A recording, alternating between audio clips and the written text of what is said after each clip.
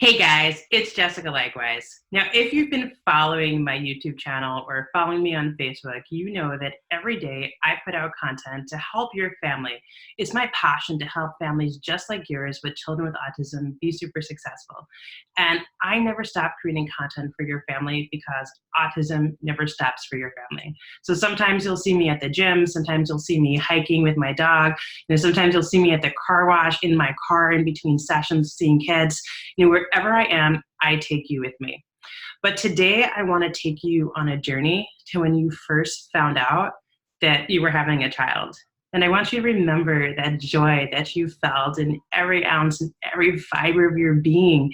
Imagine, when you saw what all the things and all the possibilities you wanted to have and you wanted to do with your child. Maybe you wanted to play baseball in the backyard with your child. Maybe you were excited to teach your child to play chess or go to church with them or whatever it was for you. Take your daughter to ballet classes and see her first ballet recital. And then your child was diagnosed with autism. And it felt like your entire world came crashing down. And for a moment, you thought you had to mourn all the things that you wanted for your child.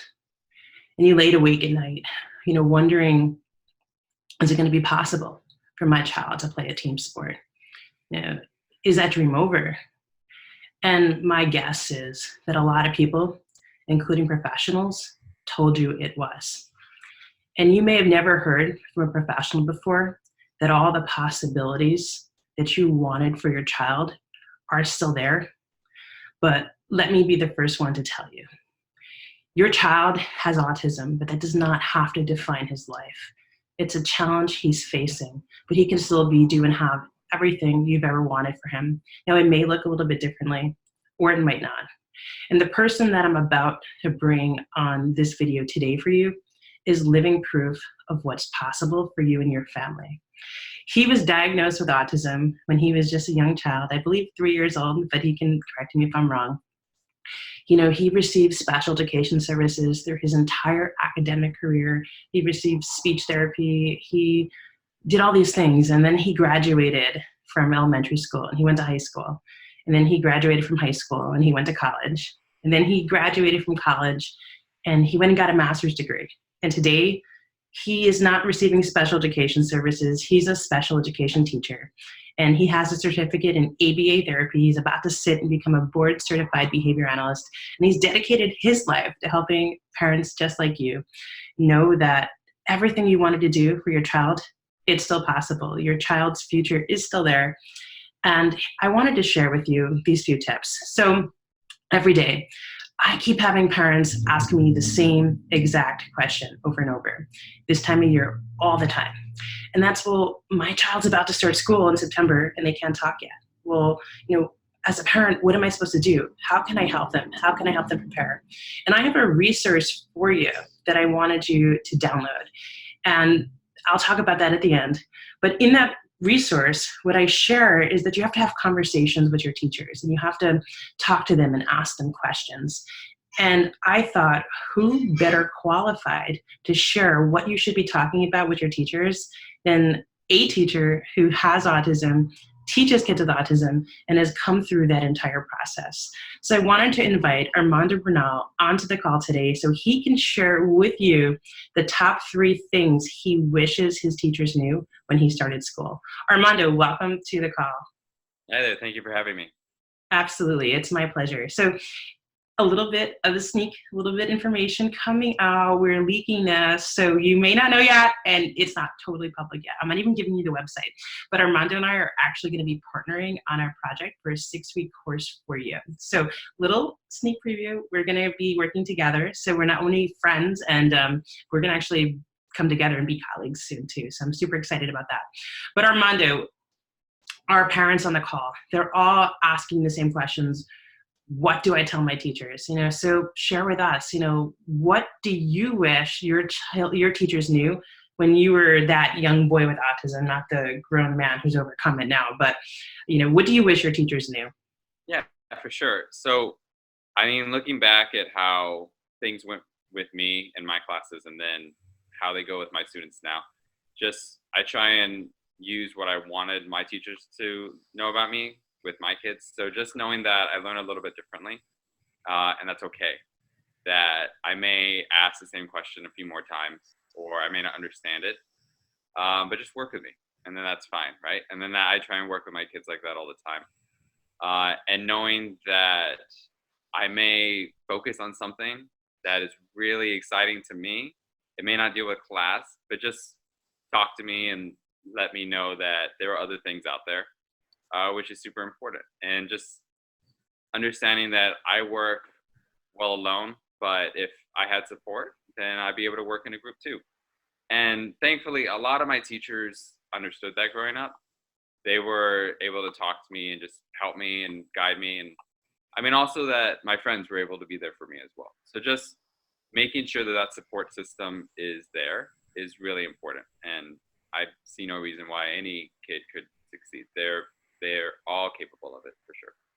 Absolutely. So Armando, what would you say to the parent that is sending their child to school for the first time? Let's say they're nonverbal, right? When you started preschool, you did have some challenges still you weren't speaking quite fluently at, right? Yeah. So what would you say to a parent who is staying awake every night and is anxious about sending their child to school when their child can't even really tell them what's going on in school? Yeah, it's terrifying that you have all these kids that aren't able to speak verbally, but I mean everyone has a language in one way or another. I mean that's behavior is able to show that if a kid is biting someone, that's their way of saying leave me alone, or they don't want to do this, and that's a language in of itself.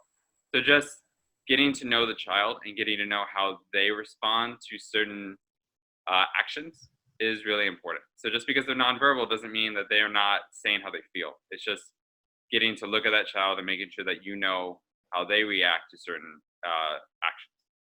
Yeah, that's awesome advice. And I give the same advice to parents is that, your child may not be able to tell you with words how they're feeling, but you will ultimately know whether they're comfortable in their environment and you can make decisions based upon that. So my last question for you is was school a positive experience for you? Do you look back and think wow, this was really wonderful and I'm grateful? Or do you look back and say oh man, I kind of had a negative experience here. What do you think? So growing up, especially early on in elementary, was hard, right? Just getting understanding what was going on with me, why was I different, why did I feel different? But eventually, things started catching on. I understood more, and also I had that support system grow. Then it started just with my mother, my father, my sister, and then it grew into friends, and then it grew into teachers, and every year just it grew and grew more, which is super important, having that communication with everyone around you. And for me personally, I'd say it was a pretty positive experience. I know that that's not going to be the same for everyone, and I say that just because I'm out of high school, I'm out of college, grad school, and I have friends that know that I have this disability, that understand that it was difficult for me, but were there to support me. I mean, I have just the other day, I was with two of my longtime friends since elementary school. I've known them since fourth grade. They know everything about me, and we're still friends to this day. So it can be very positive.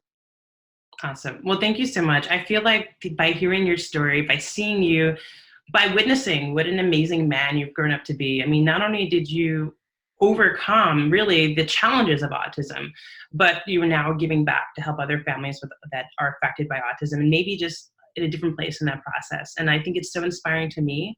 I just adore you. And I think it's just really inspiring to families. So thank you so much for coming on here today. Thank you so much for having me.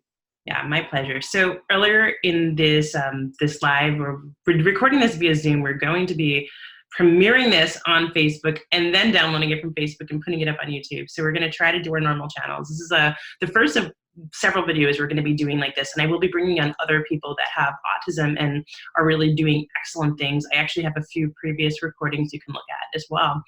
If you want to download that free resource I was talking about, it's an ebook. It'll give you a list of the transition process, some of the laws you need to know, some things you can do to help prepare your child, and just some more tips and strategies on having great conversations with your teacher.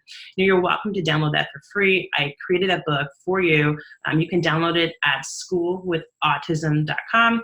Again, schoolwithautism.com. That'll also add you to my email list. You can get blog posts. I know Armando is going to be doing a guest post soon, and I can send out also some of the other YouTube videos to you that we record on this series. So the final thing I'm going to ask you for is, if you benefited from this video, number one, I would love for you to share it with other people that you think would benefit from it. And number two, I really, really need your help. So I'm committed to putting out these videos every day for your family. You know, it's my desire, it's my passion to help you. But in order to help you, I need to know what you need to know. So, you know, this is, I think, a video 120 that I've done, and 120 topics in, I'm turning my wheels thinking, okay, what is it that parents want to know? You know, 120 topics later, please, please help me. So what I'm asking for is either on Facebook or on YouTube to chat right in the comment section and to tell me what you want to know. Maybe there's something going on in your child's life, something in their therapy that's not going well, something, you know, maybe communicating with the grandparents, or something if you're going back and forth between maybe you and your spouse are separated and you're having a disagreement. Maybe there's an issue in your child's school that you need resolved. You know, whatever it is, chat it in, and I will do my best, if it's in my area of expertise, to make a video and or partner with somebody who is an expert in that area to help you to find that solution. So have an amazing day. If you're watching this on Facebook, you want to see all those other videos on YouTube, you can go to parenttrainingvideos.com. Again, parenttrainingvideos.com. That'll take you directly to my YouTube channel. Subscribe, and you'll see these daily videos with this content. So thank you so much to all of the listeners. We're in 143 countries in the world last time I checked. So thank you so much wherever you are. I love to help you. I love to serve you. Thank you for trusting me to be on this journey with your family. And we really just want you to know we're a team. I've got you. Armando, he's got you. It's going to be okay for your family. So thanks, Armando. Thank you.